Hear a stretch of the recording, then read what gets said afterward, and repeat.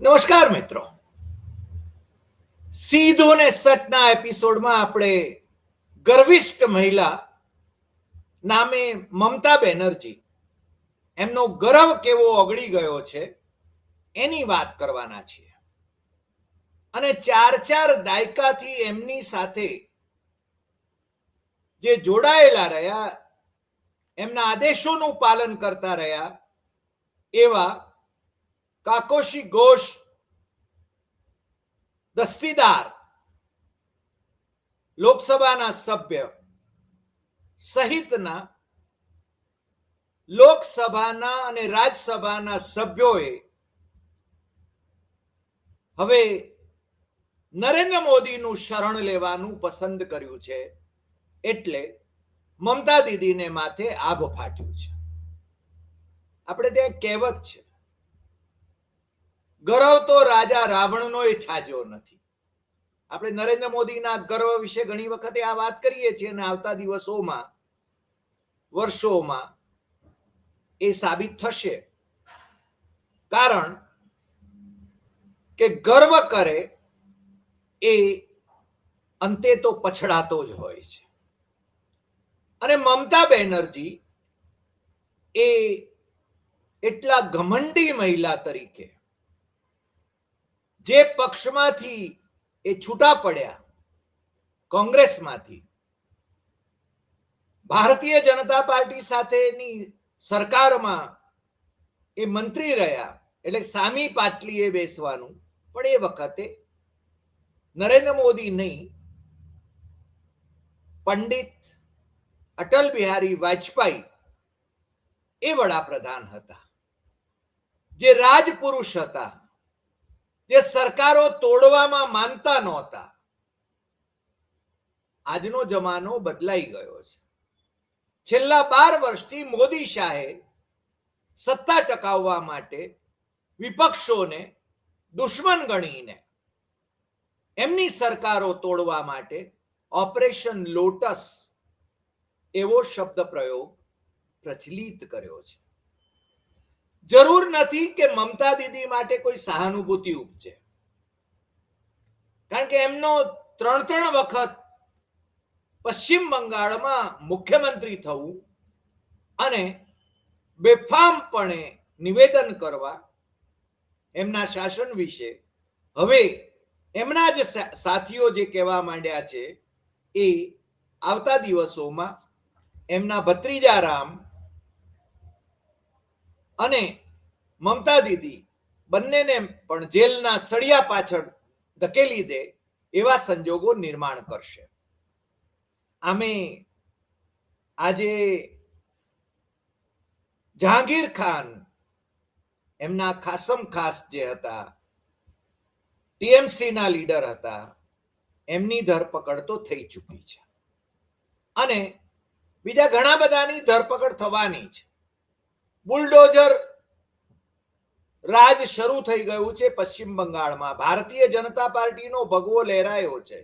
ભલે તૃણમૂલમાંથી તોડીને ભ્રષ્ટાચારીઓને સાથે લઈને નરેન્દ્ર મોદી અને અમિત શાહે ત્યાં ગઢ જીત્યો છે, પણ હવે મમતા દીદીનો ગઢ, એના કાંગરા ખરી રહ્યા છે. એ આપણે વિધાનસભાના 80 સભ્યો, તૃણમૂલ કોંગ્રેસના 80 સભ્યોમાંથી 60 સભ્યો એ એમની સામે બળવો કરીને અલગ થઈ ગયા. એ ઘટનાક્રમમાં મહારાષ્ટ્ર મોડેલ આપણે જોયું, એની ચર્ચા પણ કરી. પણ મમતા દીદી માટે અત્યારે લોકસભામાં પોતાના 28 સભ્યો જે છે ટીએમસીના, એ પોતાના રહે છે કે કેમ એની ગળમથલ વધારે છે. જે મમતા દીદી કોંગ્રેસ અને રાહુલ ગાંધીની ઠીકડી ઉડાવતા હતા, એ મમતા દીદીને માટે હવે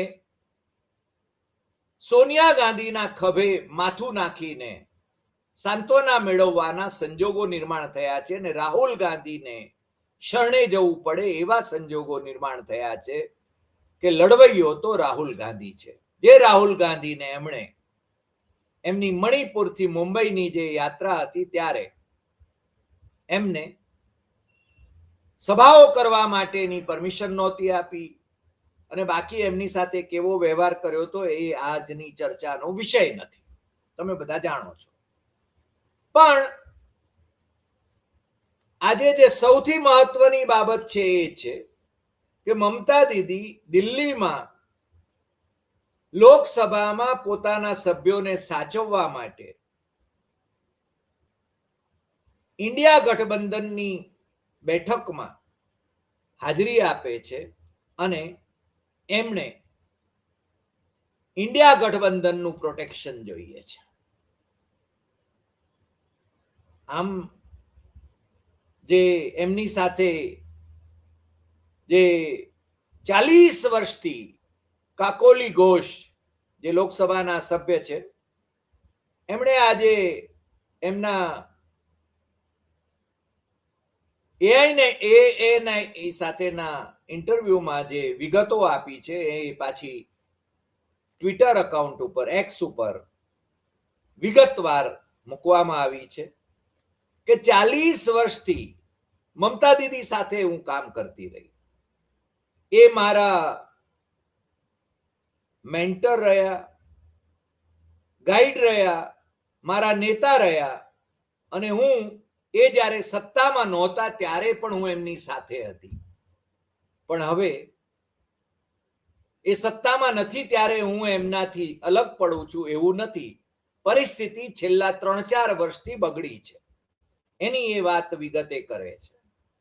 અને એ એમ કહે છે કે ફિનાન્શિયલ ઇરેગ્યુલારિટીઝ ઘણી બધી વધી ગઈ છે અને હવે એમણે એનડીએમાં જોડાવા માટે જે બહુમતી સાંસદો છે ટીએમસીના, એમના વતી એ લોકસભાના સ્પીકર ઓમ બિરલાને પત્ર પણ આપ્યો છે, કારણ કે ચીફ વ્હીપ છે અને એમનો દાવો એવો છે કે 20 જેટલા લોકસભાના સભ્યો એ એમની સાથે છે, જે we want to work for the development of the state and for the national interest and safety and security of the nation.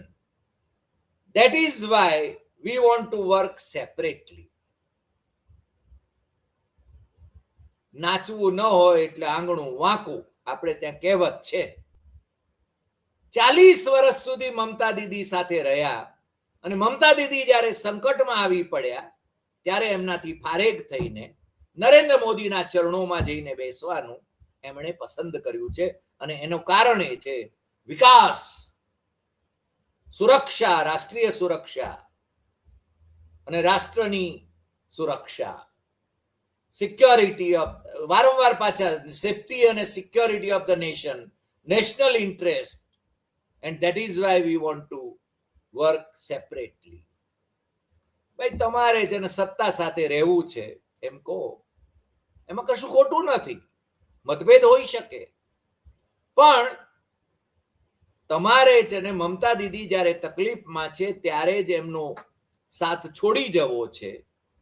એ પાછા એ જ પાર્ટીના તમે લોકસભાના ચૂંટાયેલા સભ્ય છો ત્યારે તમે એ મતદારોની સાથે ગદ્દારી પણ કરી રહ્યા છો, કારણ કે મતદારોએ તમને ટીએમસી, મમતા દીદીની ટીએમસી ના પ્રતિનિધિ તરીકે ચૂંટ્યા હતા. એટલે તમારામાં એ જો હિંમત હોય, અને તમારામાં હોવી જોઈએ, કારણ કે હવે તમે નરેન્દ્ર મોદીના શરણે છો, એમના વાડામાં છો, એટલે ધર્મેન્દ્ર પ્રધાનને ત્યાં તમે આશ્રય લીધો છે.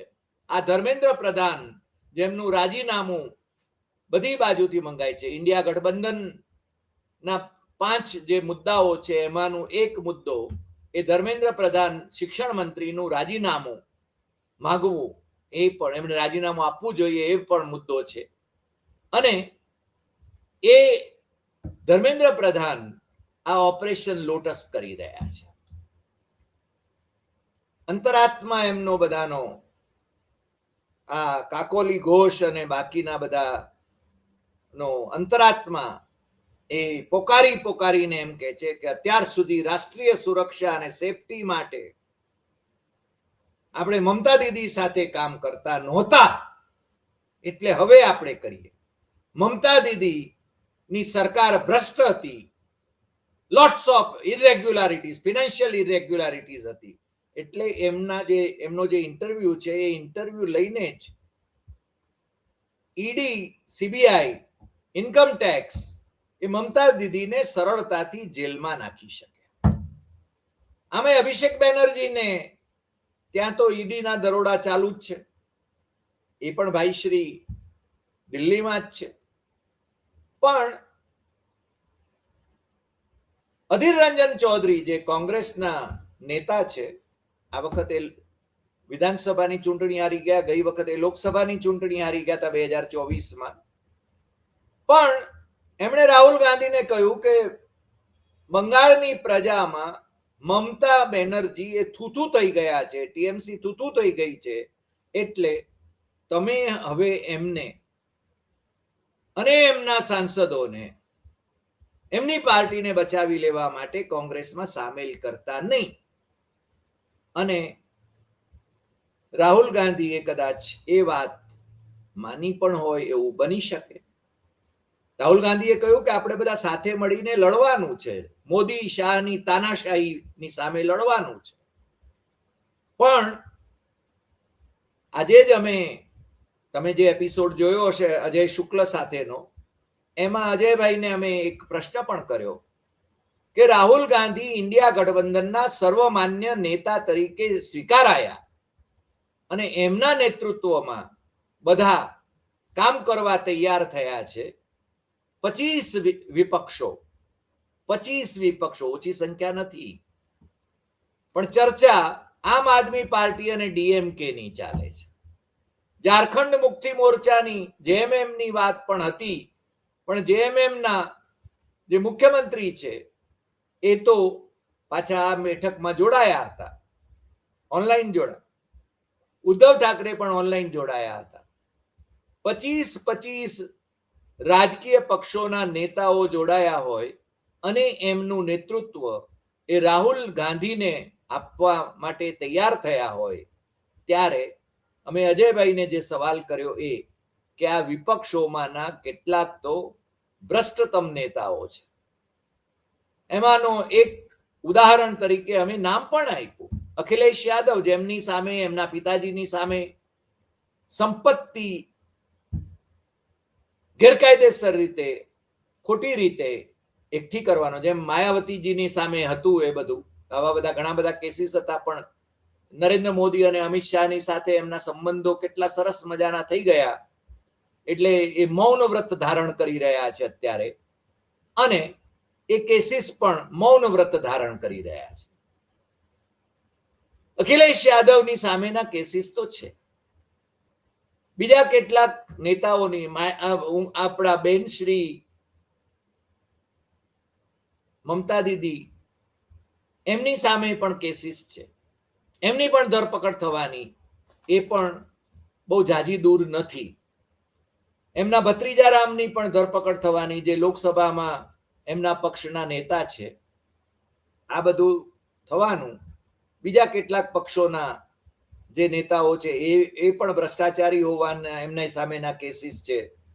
તો શું રાહુલ ગાંધી આ બધાને બચાવશે? અજયભાઈએ બહુ સરસ ઉત્તર આપ્યો છે કે રાહુલ ગાંધીએ બહુ સ્પષ્ટ કહ્યું છે કે તમારી સામે રાજકીય ષડયંત્રના ભાગરૂપે જો કેસીસ કરવામાં આવ્યા હશે તો આપણે સાથે મળીને એની સામે મુકાબલો કરીશું, પરંતુ તમે ભ્રષ્ટાચાર કર્યો હશે, તમે ખોટું કર્યું હશે, તો એમાં હું સાથ દેવાનો નથી.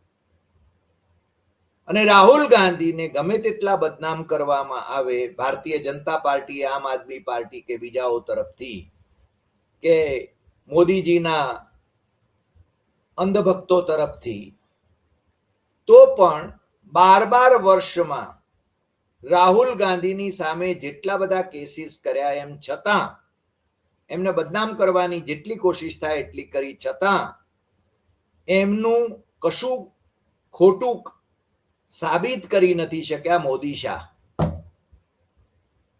અને રાહુલ ગાંધી આંખમાં આંખ નાખીને, મોદીની આંખમાં આંખ નાખીને એને પડકારે છે. અને એટલા માટે જ એકમાત્ર રાહુલ ગાંધી જ એમના ટાર્ગેટ ઉપર છે. આ રાહુલ ગાંધી સિવાય તમે જુઓ કોંગ્રેસની અંદર બીજા કોઈને ટાર્ગેટ કરતા નથી. માત્ર કોંગ્રેસ અને એના શાહજાદાની વાત કરે છે. હવે નરેન્દ્ર મોદી એ ફકીરીની વાત કરે છે, પરંતુ વૈભવી જીવન જીવે છે. અને આ શાહજાદો કહેવાય છે, જે આમ તો પ્રાઇમ મિનિસ્ટરોના ઘરમાં એ પેદા થયો. એ કન્યાકુમારીથી કાશ્મીર સુધીની ભારત જોડો યાત્રા કરે છે પગે ચાલીને, જ્યારે એની ઠેકડી ઉડાવાતી હતી. અને એ હાર્વર્ડ અને કેમ્બ્રિજમાં ભણીને આવેલો માણસ છે.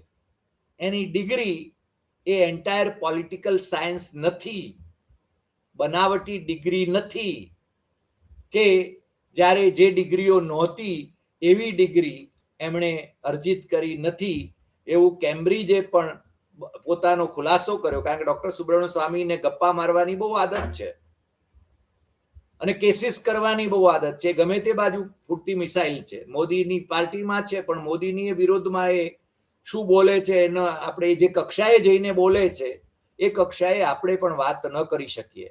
એબસેન્ટ ફાઇલમાં વિગતો વધારે આવશે ત્યારે વાત કરવાની થશે તો કરીશું, આપણે બહુ સ્પષ્ટ છીએ. પરંતુ નાહક એબસેન્ટ ફાઇલમાં મોદીનું નામ સંડોવવું એ આપણને ઠીક નથી લાગતું. પણ એમના મિનિસ્ટર જેમને મોદી બચાવી રહ્યા છે, એબસેન્ટ ફાઇલ અને એબસેન્ટની સાથેના જેમના સંબંધો હતા એ એમણે પોતે કબૂલ્યું છે. એ પેટ્રોલિયમ મિનિસ્ટર હજુ પણ એમની સરકારમાં છે. એ આપણે જોઈ શકીએ છીએ. એટલે કે આ સરકારને કઈ અસર થતી નથી. અને રાજનાથસિંહે ક્યારેક કહ્યું હતું એમ કે આ તો એનડીએ ની સરકાર છે, અહીંયા રાજીનામા પડતા નથી. એટલે અત્યારે જે આપણે વાત કરી રહ્યા છીએ એ મમતા દીદીનો રહ્યો સયો ગરાસ પણ લૂંટાઈ જાય અને મમતા દીદી જેલવાસી બને એવો માહોલ અત્યારે એમની જ પાર્ટી વાળાઓએ ઉભો કર્યો છે. અને મેં તમને કહ્યું એમ કે આ બેનશ્રી જે ઇન્ટરવ્યુ આપે છે એએનઆઈને, કાકોલી ઘોષ, એમણે બહુ સ્પષ્ટપણે કહ્યું છે એ ઇન્ટરવ્યુમાં કે છેલ્લા 3-4 વર્ષથી the work has been suboptimal and their development has been suboptimal. A lot of financial irregularities have cropped in, which are being proved today. Different sectors like education, health, film industry have absolutely collapsed. Law and order were not optimum, and the pressure was too much on the government officers to work according to the whims and fancies of certain leadership, which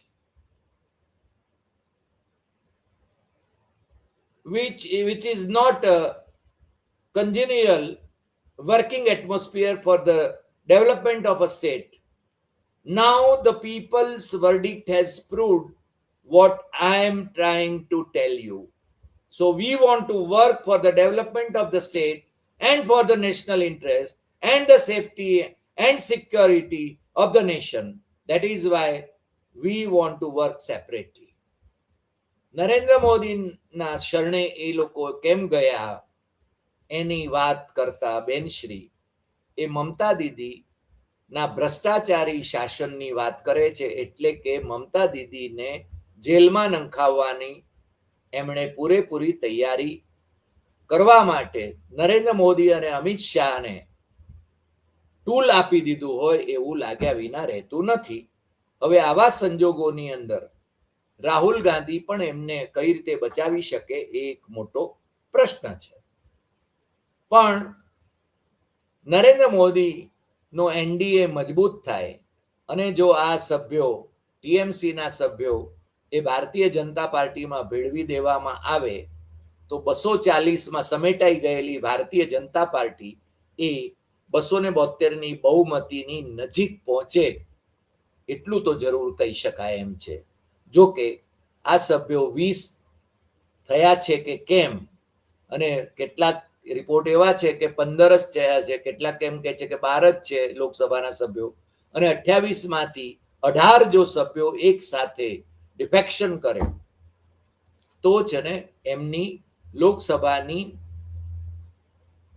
લોકસભાનું સભ્યપદ એમનું એ જળવાઈ રહે, એમને અલગ block તરીકે સ્વીકારવામાં આવે. એટલે 2/3 મેજોરિટી કઈ રીતે કરવી એમાં એ ભારતીય જનતા પાર્ટી અને એમને મિત્ર પાર્ટીઓ ઈડી, સીબીઆઈ, ઇન્કમટેક્સ, એનઆઈએ એની મદદ જરૂર લેશે. અથવા તો સુપ્રીમ કોર્ટમાં મામલો જશે, ઇલેક્શન કમિશન તરફ મામલો જશે, તો મહારાષ્ટ્રનું મોડેલ એમની પાસે છે. એટલે એ રીતે સ્પીકર પદે ભારતીય જનતા પાર્ટી બંગાળમાં પણ છે અને લોકસભામાં પણ છે. એટલે એ શું નિર્ણય કરશે એ આપણે સમજી શકીએ છીએ. મહારાષ્ટ્ર મોડેલ, આ મહારાષ્ટ્ર મોડેલ છે, ઓપરેશન લોટસ નું મહારાષ્ટ્ર મોડેલ. અહીં રાહુલ ગાંધી એમને બચાવી શકે એમ નથી, અને રાહુલે બચાવવા જોઈએ કે નહીં એ પણ એક મોટો પ્રશ્ન છે. છતાં સોનિયા ગાંધી, રાહુલ ગાંધી, પ્રિયંકા ગાંધી, મલ્લિકાર્જુન ખડગે અને કોંગ્રેસ એ દરિયાવ દિલ છે કે જે કોંગ્રેસ સાથે ગદ્દારી કરીને, એને ગાળો ભાંડીને બંગાળમાં સત્તામાં રહેનાર મમતા બેનર્જીના જ્યારે ગુંડા હાલ થયા છે ત્યારે પણ એમને સાંત્વના આપે છે. આજે આટલી વાત. ફરી મળીશું નવા એપિસોડમાં નવા વિષય સાથે. તમને જો આ એપિસોડ ગમ્યો હોય તો સૌથી વધુ શેર કરશો, લાઈક કરશો, કમેન્ટ કરશો, અને આપણી YouTube channel doctor Hari Desai સત્યમ એવમ તથ્યમ એ સબસ્ક્રાઇબ કરવા માટે મિત્રોને દેશમાં અને વિદેશમાં જરૂર જણાવશો. નમસ્કાર.